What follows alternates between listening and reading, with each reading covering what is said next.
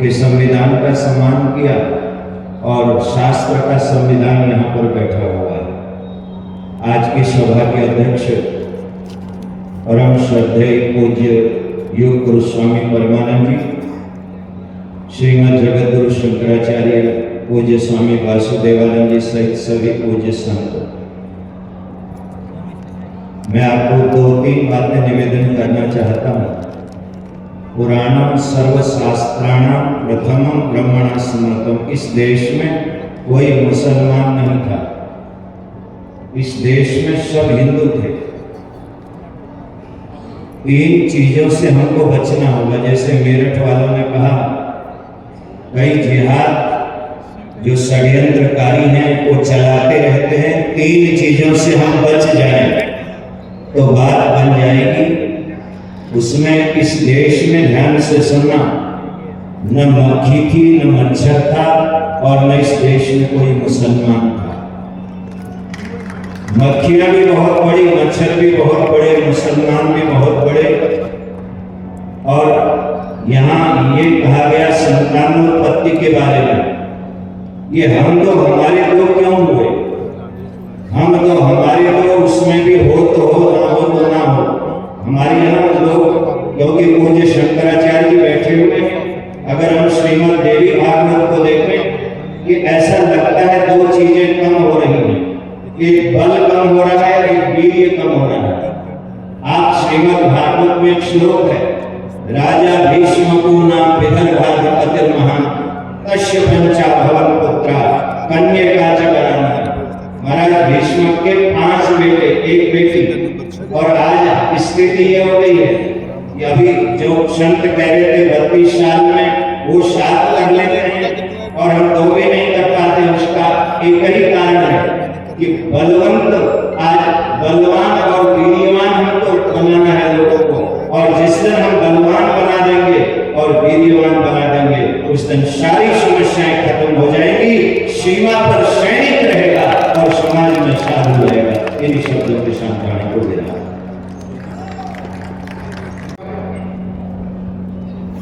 शंकरम शंकराचार्य केशव नारायण सूत्र भाष्य वंदे भगवतो पुनः हरे जय जय श्री राम। संध्या का समय हो गया और सब दिन भर के आलस्य से भरपूर है। आज इस सभा का शायद समापन सत्र है। आज की सभा के पूजनीय अर्चनीय वंदनीय सम्मानित अध्यक्ष जी महाराज और गुरु शंकराचार्य भगवान, सभी पूजनीय महामंडल, सभी संतगण, कुसुम परिषद के द्वारा आयोजित किए प्रयाग 2025 का विराट सभा सम्मेलन, सभी राष्ट्रीय अध्यक्ष जी आदरणीय दिनेश जी तिवारी जी, सभी कार्यकर्ता जिन्होंने कार्य बातचीत से सारे आयोजन को सफल किया है, सबको दी शुभकामना। कुछ संतों की शिकायतें हैं क्योंकि हम लोगों ने लगभग 50 साल तक भारत सरकार का विरोध किया और पिछले 10-11 साल से उनके समर्थन में उतरे हुए हैं और समर्थन इतना कर बैठे कि शुगर हो गया। तो राजा का समर्थन उतना ही करो जो अच्छी बात है, अगर कहीं गलत हो रहा तो प्रतिरोध भी करो। सन्यासी राजा को आदेश देता है, उसका अनुनय नहीं करता। जहां गलत हो रहा है विरोध करो। महात्माओं की जो समस्याएं हैं, जैसे राजस्थान की समस्या के संत ने कहा कि जो जेनेटिक सिस्टम है माता पिता वाला, गवर्नमेंट रिकॉर्ड में गुरु शिष्य परंपरा में उसमें सुधार करने की आवश्यकता है। तो वहां के मुख्यमंत्री को विश्व हिंदू परिषद के माध्यम से ये प्रेषित किया जाना चाहिए। दूसरा, भारत सरकार के द्वारा जो राष्ट्रीय राजमार्ग बनाए गए हैं उसमें टोल टैक्स की जो व्यवस्था है, परसों मुझे पता चला कि इटावा से लेकर तो प्रयाग तक 2-2-2.5 घंटे टोल टैक्स यानी टोल बूथ पे लग रहे थे। तो कम से कम कुंभ पर्व पर 5-15 दिन 25 दिन टोल माफ होना चाहिए था, खास करके संतों की गाड़ियों का टोल माफ होना चाहिए। तीसरा विषय, ये जो आज की सभा का मुख्य विषय रखा गया है, संतान उत्पत्ति और बढ़ोतरी। हम लोग जब 5 करोड़ थे तब भी नष्ट नहीं हुए, 20 थे तब भी नष्ट नहीं हुए, और जब भारत आजाद हुआ तो हम 33 करोड़ थे तब भी नष्ट नहीं हुए, और आज हम 100 करोड़ हैं। लेकिन समाज में जो मेरे पूर्व वक्ताओं ने कहा कि जो शौर्य वीर्य और सनातन की रक्षा का जो आत्मबल है कहीं न कहीं उसकी कमी महसूस हो रही। 100 करोड़ होने के बाद भी पिछले 12 साल से हम सुन रहे हैं हिंदू खतरे में है। सारे देश के मुख्यमंत्री लगभग हिंदू हैं, लगभग सारे राज्यपाल हिंदू हैं, देश के राष्ट्रपति हिंदू हैं, प्रधानमंत्री हिंदू हैं, देश के चीफ जस्टिस हिंदू हैं, फिर भी हिंदू खतरे में है। हम रोना किसके आगे रो रहे हैं? ये महाकुंभ 2025 मेरा 1989 का पहला कुंभ था। इतने कुंभ के पर्व मैंने देखे हैं। पिछला जो कुंभ था 2019 का माननीय योगी जी के नेतृत्व में, उस कुंभ जैसी व्यवस्था इस कुंभ में नहीं है। बहुत कम संत दबी जुबान से कह रहे हैं कहीं न कहीं व्यवस्था है, लेकिन जहाँ व्यवस्था ठीक नहीं आपको विरोध भी करना चाहिए। योगी जी ने अच्छा प्रयास किया है और भगवान को लंबी आयु दे, 20-30 साल इस राज्य का और राष्ट्र का नेतृत्व करें। हमारे सबको शुभकामनाएं। लेकिन नीचे के जो अधिकारी हैं सारे मेरा क्षेत्र में बैरिकेड ढंग से लगा देंगे, नहीं जाम लग रहा आपको जाम लग रहा है। मैं अखाड़े से यहाँ पहुंचा हूँ, लगभग 1.25 घंटा लग गया। तो ये कहें कि व्यवस्थाओं में योगदान है और ये मेला है संतों का। अगर साधु कुंभ में नहीं आए तो कुंभ औचित्य नहीं चलेंगे। पूरे मेले को VIP ट्रीटमेंट दिया जा रहा है। हर दिन मुख्यमंत्री हर चौथे दिन है, कभी गवर्नर आ रहे हैं, कल अमित भाई आ रहे हैं। चारों तरफ जहाँ देखो पूरे शहर में जाम है। ये जो समस्या है इस पर भी हमारा मंथन होना चाहिए। और जो धर्मांतरण का मुद्दा है, मैं 2 शब्द कह के वाणी को विराम दूंगा। माननीय प्रधानमंत्री जी को लगभग 12 साल होने जा रहे हैं और हमारे यहाँ साधुओं में कहावत है, 12 साल गुरु ने रगड़ा अब रगड़ेगा चेला और भरा कुंभ का मेला। 12 साल आपने रगड़ के उनको भगा दिया। 1 लाख का प्रस्ताव संसद में पास होना चाहिए कि भारत में किसी भी मत संप्रदाय के जो लोग रहते हैं कोई भी धर्म परिवर्तन नहीं कर सकता है। धर्म परिवर्तन बंद हो जाएगा।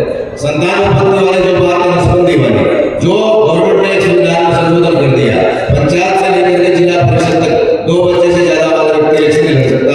उसके ऊपर भी सरकार को पुनर्विचार करना चाहिए, क्योंकि जो लोग राजनीति के क्षेत्र में आते हैं वही समाज को चलाते हैं। हम लोगों का तो स्थान बाद में आता है। जगत गुरु ब्राह्मण, ब्राह्मण गुरु सन्यासी, सन्यासी की चूल्हे तक तोड़ कम है। तो परिवार को जिस प्रकार से कथाकारों के माध्यम से जो महामनुष्य है, संतजन है, अपने अपने क्षेत्र में अच्छा काम कर रहे हैं, लेकिन सरकार की इसमें भूमिका है। और जहाँ तक गो हत्या वाली एक बात आई है, भारत सरकार अगर चाहे तो कभी बंद हो सकता है, लेकिन बड़े दुख के साथ कहना पड़ता है कि आज भारत पिछले 5 वर्ष में मांस निर्यात का फर्स्ट नंबर पर चल रहा है। और सबसे बड़ा डोनेशन उसी कंपनी ने दिया है, भारतीय जनता पार्टी को, जो मांस का निर्यात करती है। इन बातों को भी हम सबको राजा के सामने रखना चाहिए। इससे हमें भयभीत होने की आवश्यकता नहीं, क्योंकि हमारे अपने हैं और अपनों के सामने अगर आप नहीं कहेंगे तो दूसरों के सामने कब कहेंगे। ब्रह्मलीन आदरणीय, मैं अशोक जी का स्मरण करता हूँ। कभी कभी मुझे उनकी स्मृति आती है कि आज अगर अशोक जी होते तो आज विश्व हिंदू परिषद को साधु समाज की स्थिति शायद कुछ अलग होती। माननीय दिनेश जी, तिवारी जी, चंपत जी, सब लोगों ने इस पूरे अभियान में योगदान दिया है, लेकिन कहीं न कहीं हमको एक एग्रेसिव नेतृत्व की आवश्यकता है। इसके ऊपर भी विश्व हिंदू परिषद को पूरे थोड़ा सा विचार करना चाहिए, क्योंकि बिना लट के सटम साटम समाज रहे, शक्ति जब तक शरीर में नहीं होगी, वाणी की शक्ति खाली काम नहीं करती है। जैसे गुरु संतों ने कहा, महेश्वर जी ने कहा, वीर्यवान शक्तिमान कब बनेगा? अगर धातु पुष्ट है शरीर में, रण भक्ति पुण्य तीनों काम जवान, जवानी अगर है तो सारे काम कर सकते हो। खाली प्रवचन देने से काम चलेगा नहीं। साधुओं की संख्या कितनी है भारत में? जहां तक मेरा अनुमान है, लगभग सभी साधुओं के आई कार्ड बनेंगे, voter I card, pan card, Aadhaar card, passport की एक समस्या आई थी। आदरणीय दिनेश जी यहाँ बैठे हैं, उन्होंने सुषमा जी को फोन किया। एक जेनेटिक वाली यही प्रॉब्लम आई थी, माता पिता का नाम अनिवार्य कर दिया गया। आदरणीय दिनेश जी ने सुषमा जी को कहा, उन्होंने कहा रूटीन में हो गया, मुझे याद है, उसको रिवर्स करवाया हमने। इतने महात्माओं के मेरे पास फोन आया, उसमें लिखा गया था गुरु शिष्य परंपरा के अनुसार जो परंपरा है चला रहा है उसी का नाम दर्ज किया जाए। तो ये छोटी छोटी जो साधुओं की समस्याएं हैं, संगठन के माध्यम से इस पर सरकारों का दबाव डालना चाहिए, क्योंकि लगभग राज्यों के मुख्यमंत्री संगठन से निकले हुए हैं और कई लोग हमारे में से निकल करके हमको यहाँ दिखा रहे हैं। तो उस आंख को दिखाने वाले के सामने आपको भी हाथ उठाना चाहिए, मेरा इतना ही अनुरोध है। और पुनः एक बार आप इस सुंदर और भव्य आयोजन के लिए, क्योंकि ये कुंभ का पर्व है, कुंभ का मतलब होता है घड़ा, और घड़े में निकला था अमृत। ये 4 बूंदे गिरी प्रयाग, उज्जैन, हरिद्वार और नासिक, लेकिन उस अमृत के कारण ही जहर का विनाश हुआ। तो हमारे समाज में जो जहर फैल रहा है, उस जहर को विनाश करने के लिए अपने अंदर के अमृत को आपको प्रबल बनाना पड़ेगा। इन्हीं शुभकामनाओं के साथ पुनः एक बार विष्णु परिषद के सारी कार्यकारिणी को, पूजनीय संतों को प्रणाम करते हुए वाणी को विराम। इति शुभम सर्वोम।